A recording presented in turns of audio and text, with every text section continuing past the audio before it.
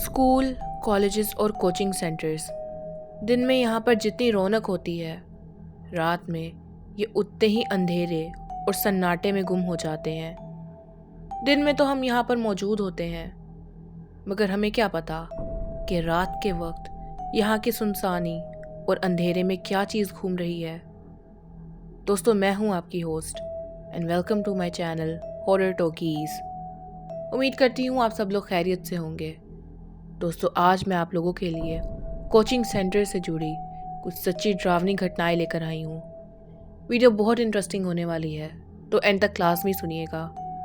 अच्छा दोस्तों, अगर आप मेरे चैनल पर नए हैं तो कहानी शुरू करने से पहले चैनल को सब्सक्राइब कर दीजिएगा। इस तरह आप हमारी हॉरर फैमिली का हिस्सा बन जाएंगे।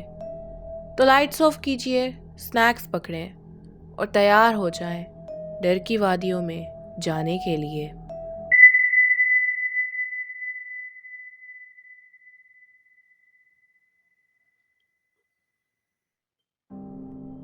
मेरा नाम राशिद है और मैं कराची का रहने वाला हूँ। अब जो घटना मैं आपको बताने जा रहा हूँ, ये सब साल 2008 में शुरू हुई थी, जब हमने कराची के एक पॉश इलाके में एक कोचिंग सेंटर खोला था।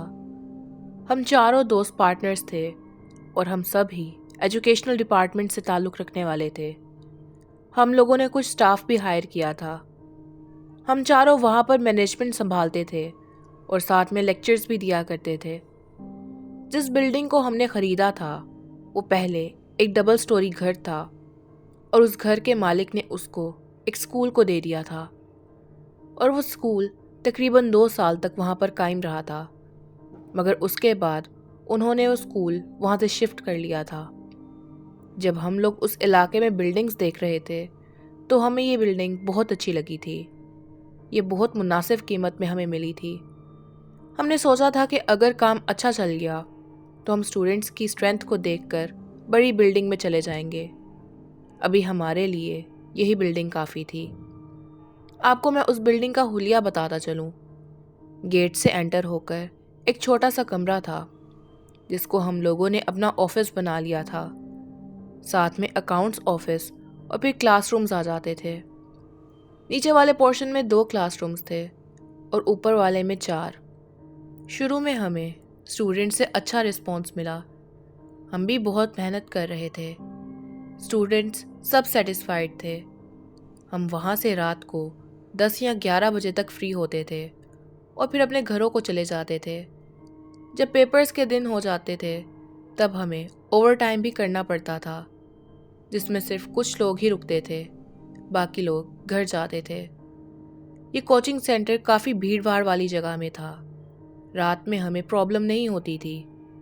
किसी स्टूडेंट को कोई परेशानी नहीं हुई थी क्योंकि उनकी आखिरी क्लास हम 8 बजे तक फारिग कर दिया करते थे। फिर गेट के बाहर गार्ड होता था। अभी कोचिंग को 1.5 से 2 माह ही हुए थे कि गार्ड ने हमसे कहा, सर मैंने यहाँ पर बहुत अजीब सा महसूस किया है। पहले तो मुझे ये अपना वहम लगता था, मगर फिर मुझे ये सब ठीक नहीं लगा। हमें समझ नहीं आ रही थी कि वो आखिर कहना क्या चाहता है। उसने कहा कि सर आप लोग परेशान ना हो, मैं आपको बताता हूँ। जब आप सब लोग यहाँ से चले जाते हैं तो मैं गेट के बाहर ही होता हूँ। जिस कुर्सी पर मैं बैठता हूँ वो खुद ब खुद गीली हो जाती है। ऐसा लगता है कि कोई जानबूझकर पानी का जग उस पर डाल देता है। मुझे पहले ये लगता था कि ये सब कोई बच्चा करता है जो कि मेरे साथ शरारत करता होगा, मगर फिर जब मैंने कुर्सी गेट के अंदर रखी तब भी वही सब हुआ। मगर ये कैसे मुमकिन था, क्योंकि रात के टाइम तो कोचिंग में कोई भी नहीं होता था, तो वो पानी कहाँ से आ सकता था। हैरत की बात यह है कि जितना पानी कुर्सी पर डला होता था उतना ही पानी घड़े से गायब होता था। मैंने कहा कि अच्छा तुम फिक्र ना करो, मैं खुद किसी दिन रुक कर ये सब चेक करता हूँ। उस वक्त तो मैंने उसको तसल्ली दी, मगर अब मुझे भी इस बात की टेंशन होने लगी थी। मगर मेरे पार्टनर्स उस पर हंस दिए थे। रोज़ रात को जब मैं अपने घर जा रहा होता था तो वो गार्ड मुझे ऐसी नज़रों से देख रहा होता था जैसे कि मुझसे कुछ कहना चाहता हो। फिर एक दिन गार्ड ने मुझसे कहा, सर رات کے وقت کوچنگ کے پیچھے سے مجھے ایک عورت کا سایہ نظر آتا ہے، اور یہ میرا کوئی وہم نہیں ہے، کیونکہ اب روز رات کو وہ مجھے وہاں پر نظر آتا ہے۔ وہ ایک دروازے سے نکلتا ہے اور اوپر جا کر غائب ہو جاتا ہے۔ میں نے اس گارڈ سے کہا کہ تم ابھی کسی کو یہ کچھ نہ بتانا، میں خود دیکھتا ہوں۔ پھر ایک رات 3 بجے کا وقت تھا، میرا فون بجنے لگا۔ میں نے موبائل اٹھایا تو اس میں کوچنگ سے فون آ رہا تھا۔ میں نے فون اٹھایا تو اندر سے ایسی آوازیں آ رہی تھیں جیسے آفس کے اندر کوئی ٹائپنگ کر رہا ہو، اور پھر فون کٹ گیا۔ مجھے سمجھ نہ آیا کہ آفس کے اندر کون تھا۔ مجھے دوبارہ فون آیا اور اس بار بھی میں نے فون کو اٹھا لیا۔ مجھے اس بار بھی وہی سب کچھ سنائی دیا۔ میں خاموشی سے وہ سب سنتا رہا اور پھر لائن کٹ گئی۔ جب میں نے گارڈ کو فون ملایا تو اس نے کہا کہ آپ کو کیسے پتا سر؟ میں نے کہا کہ کیا ہوا؟ گارڈ نے مجھے بتایا کہ سر مجھے ایسا لگ رہا ہے کہ کوئی آفس میں ہے۔ میں نے اس سے کہا کہ اس وقت آفس میں کون ہو سکتا ہے؟ تو اس نے کہا کہ سر میں نہیں جانتا، مگر کبھی آفس کی لائٹ جلتی ہے اور کبھی خود بخود بند ہو جاتی ہے۔ مجھے یہ سب بہت عجیب لگ رہا تھا۔ میں نے ابھی گارڈ کی کال کاٹی ہی تھی کہ مجھے اپنے ایک پارٹنر کی کال آئی۔ وہ گھبرایا ہوا تھا۔ اس نے مجھ سے کہا کہ مجھے آفس سے کال آئی تھی، مگر اٹھانے پر مجھے وہاں سے کچھ عجیب سی آوازوں کے علاوہ اور کچھ سنائی نہیں دیا۔ ہم چاروں پارٹنرز کو ہی کال آئی تھی، اور حیرت کی بات تو یہ تھی کہ ہمیں ایک ہی وقت میں کال آئی تھی، جو کہ ہم سب نے ایک ہی وقت میں اٹھائی تھی۔ مگر ایسا کیسے ہو سکتا تھا؟ ہم نے سوچا کہ ابھی کوچنگ جائیں گے۔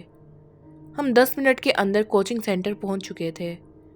جب ہم اندر گئے تو ہم نے دیکھا کہ وہاں کی ساری لائٹس چل رہی تھی، مگر اس کے علاوہ تو وہاں پر کچھ عجیب نہیں تھا۔ ہم نے فون کو بھی چیک کیا، مگر سب کچھ ٹھیک تھا۔ خیر ہم نے لائٹس آف کی، آفس کے دروازے کو لاک کیا۔ گارڈ نے کہا کہ سر آپ اسی وقت ممٹی میں جائیں اور وہاں بھی جا کر چیک کریں، مگر ہماری بالکل ہمت نہیں ہو رہی تھی کہ رات کے اس وقت ہم وہاں پر جائیں۔ جب ہم باہر آئے تو پھر سے کوچنگ کی لائٹس آن ہو گئی۔ ہم سب ڈرے ہوئے تھے۔ گارڈ نے کہا کہ سر یہ تو رات میں ایسا ہی ہوتا ہے، آپ تو ابھی بھی 4 ہیں، میں تو یہاں میں اکیلا ہوتا ہوں، اور یہ سب چیزیں تو روز کا معمول ہے۔ ہم نے اس سے کہا کہ اچھا پریشان نہ ہو، جو کچھ بھی ہے وہ ہمیں نقصان تو نہیں پہنچا رہا نا؟ گھر جاتے جاتے فجر ہو چکی تھی۔ ہم نے گارڈ کو منع کیا تھا کہ اس بات کے بارے میں کسی کو بھی نہ بتائے۔ اگلے دن کوچنگ کی صفائی کرنے والے میرے پاس آئے اور اس نے کہا سر میں رات کو سارے وائٹ بورڈ صاف کر کے جاتا ہوں، مگر کچھ دنوں سے صبح جب میں یہاں آتا ہوں تو ان پر کچھ نہ کچھ لکھا ہوتا ہے۔ میں نے اس سے کہا کہ تمہارا وہم ہوگا اور شاید تمہیں یاد نہیں رہا ہوگا۔ اس نے کہا کہ سر نہیں، سارے بورڈز پر ایک جیسا ہی کچھ لکھا ہوا ہے اور آدھی شکل بنی ہوئی ہے۔ میں آفس میں تھا اور میرے ساتھ میرا ایک اور کولیگ بھی تھا۔ ہم لوگ سب کلاس رومز میں گئے اور ہم نے دیکھا کہ سچ میں سب بورڈز پر کچھ عجیب سا لکھا ہوا تھا جو پڑھنے میں نہیں آ رہا تھا۔ وہ کسی اور ہی زبان میں لکھا ہوا تھا، ساتھ میں ایک آدھی شکل بھی بنی ہوئی تھی، مطلب ایک مکمل چہرہ اور آدھی جلی ہوئی شکل۔ مجھے سمجھ نہیں آ رہی تھی کہ یہ سب ہو کیا رہا ہے۔ ابھی تو کوچنگ اچھا پرفارم کرنے لگی تھی۔ پہلے تو ہم چاروں پارٹنرز اور اس گارڈ کو ہی اس کا پتہ تھا، مگر ڈر اب اس بات کا تھا کہ کسی اور کو نہ پتہ چل جائے۔ خیر کچھ دنوں بعد ایسا ہوا کہ ایک لڑکا کوچنگ کے پیچھے بنے واش رومز میں گیا، مگر وہ چیخ مار کر باہر آ گیا۔ یہ مغرب کے بعد کا وقت تھا، اسٹوڈنٹس اپنے گھر جا رہے تھے، اسٹاف بھی سارا موجود تھا۔ اب جب اس نے چیخ ماری تو سب لوگ اس کے پاس پہنچ گئے۔ اس لڑکے کی حالت بہت زیادہ خراب تھی اور وہ واش روم کی طرف اشارہ کر کے کچھ کہنے کی کوشش کر رہا تھا۔ دوسرے اسٹوڈنٹس اور ہمارے ریسیپشنسٹ بھی جب اندر جا کر چیک کیا تو اندر تو سب نارمل تھا۔ خیر جب وہ لڑکا تھوڑا ٹھیک ہوا تو اس نے بتایا کہ جب وہ واش روم کے اندر گیا اور وہ دروازہ بند کرنے لگا تھا کہ اچانک اس کو وہاں پر ایک عورت نظر آئی جس کا صرف آدھا چہرہ ہی نظر آ رہا تھا اور وہ آدھا کالے دوپٹے سے ڈھکا ہوا تھا۔ وہ بہت ہی بھیانک تھی۔ ہم نے اس لڑکے کو بہت مشکل سے سنبھالا۔ بات اب سب جگہ پھیل چکی تھی۔ کوئی بھی اسٹوڈنٹ واش روم نہیں جاتا تھا اور ان کے پیرنٹس نے ہم سے کمپلین کرنا شروع کر دی تھی کہ آپ سب یہ بلڈنگ چینج کریں اور ورنہ ہم اپنے بچوں کو یہاں سے ہٹا لیں گے۔ ہم نے بھی دوسری بلڈنگ ڈھونڈنا شروع کر دی تھی۔ ہم یہ نہیں چاہتے تھے کہ جو بھی چیز ہے وہ کسی کو نقصان پہنچائے، کیونکہ وہ سب بچے ہماری ہی ذمہ داری تھی۔ ہم نے سب اسٹوڈنٹس کو کہہ دیا تھا کہ ہم نے نئی بلڈنگ ڈھونڈنا شروع کر دی ہیں۔ اس دوران میں نے اپنے اسٹاف کے کچھ بندوں کو اوپر ممٹی سے سامان لانے بھیجا۔ وہ 2 بندے تھے جو اوپر گئے اور پھر کچھ وقت کے بعد ہی وہ گھبرائے ہوئے نیچے آئے۔ انہوں نے کہا کہ سر، اوپر سب سامان تو موجود ہے مگر اس کا کوئی فائدہ نہیں کیونکہ سب چیزیں ٹوٹی ہوئی ہیں۔ ایسا لگتا ہے کہ وہاں پر کوئی رہتا ہے۔ اور ہاں سر، ٹیبل پر کسی لال چیز سے ایک آدمی کی شکل والی عورت کا اسکیچ بنا ہوا ہے۔ ہم نے جب اوپر جا کر چیک کیا تو وہ سب سچ تھا۔ اوپر سے کسی چیز کے سڑنے کی بھی اسمیل آ رہی تھی۔ ہم نے وہ سارا سامان، یا یہ کہا جائے کہ کباڑ، وہاں سے باہر نکالنا شروع کیا۔ سب چیزیں ٹوٹی ہوئی تھیں۔ ایسا لگ رہا تھا کہ کسی نے اپنا سارا غصہ ان سب چیزوں پر نکالا ہو۔ سارا الیکٹرانکس کا سامان خراب ہو چکا تھا۔ سارے کمپیوٹرز، لیپ ٹاپس اور سب کچھ کباڑ بن چکا تھا۔ ہمیں بہت بڑا مالی نقصان ہوا تھا، مگر ہم نے وہ جگہ پوری کلیئر کر دی تھی۔ سب سامان ہم نے نیچے پہنچا دیا تھا۔ ہم نے اس بلڈنگ کو بہت مشکل سے چھوڑا۔ ہم نے بہت سی بلڈنگز دیکھیں مگر ہر جگہ کوئی نہ کوئی مسئلہ آ رہا تھا۔ اسی دوران ہمارے آفس سے ہماری ساری فائلز گم ہو جاتی تھی اور پھر اگلی صبح وہ ڈسٹ بن سے ملتی، یا اسی طرح اور سامان گم ہو جاتا۔ ہم چاروں پارٹنرز بہت ہی زیادہ پریشان تھے۔ گارڈز بھی اپنی نوکری چھوڑ کر جا چکے تھے۔ پھر آخرکار ہمیں ایک اور بلڈنگ ملی۔ ہم نے فوراً شفٹنگ کر لی اور وہ اونر کو جب ہم چاریاں دینے واپس گئے تو ہم نے اس کو اس بلڈنگ کے بارے میں سب کچھ بتایا کہ اس بلڈنگ میں ہمارے ساتھ کیا کیا پیش آیا ہے۔ جس طرح وہ ہماری باتیں سن رہا تھا اور شرمندہ ہو رہا تھا، اس سے صاف معلوم ہو رہا تھا کہ اس کو اس بلڈنگ والی عورت کے بارے میں سب پتہ ہے۔ خیر، ہم دوسری جگہ شفٹ ہو گئے مگر ہمارا کام وہاں چل نہ سکا اور پھر اس طرح ہمارا کوچنگ سینٹر بند ہو گیا۔ دوستو، آج بھی ہمیں یہ سمجھ نہیں آتا کہ وہ عورت کون تھی، اور ہم نے تو اس کا کچھ نہیں بگاڑا تھا، تو وہ ہم سے کیا چاہتی تھی؟ شاید وہ اس کا گھر تھا اور وہ وہاں پر ہماری پریزنس کو فیل کرتی تھی اور ہماری وجہ سے پریشان ہوتی تھی۔ خیر دوستو، یہ ہماری لائف کا ایک ایسا واقعہ تھا جس کو ہم آج تک بھلا نہیں سکے۔ آپ کی اس کے بارے میں کیا رائے ہے؟ مجھے نیچے کامنٹس میں ضرور بتائیے گا۔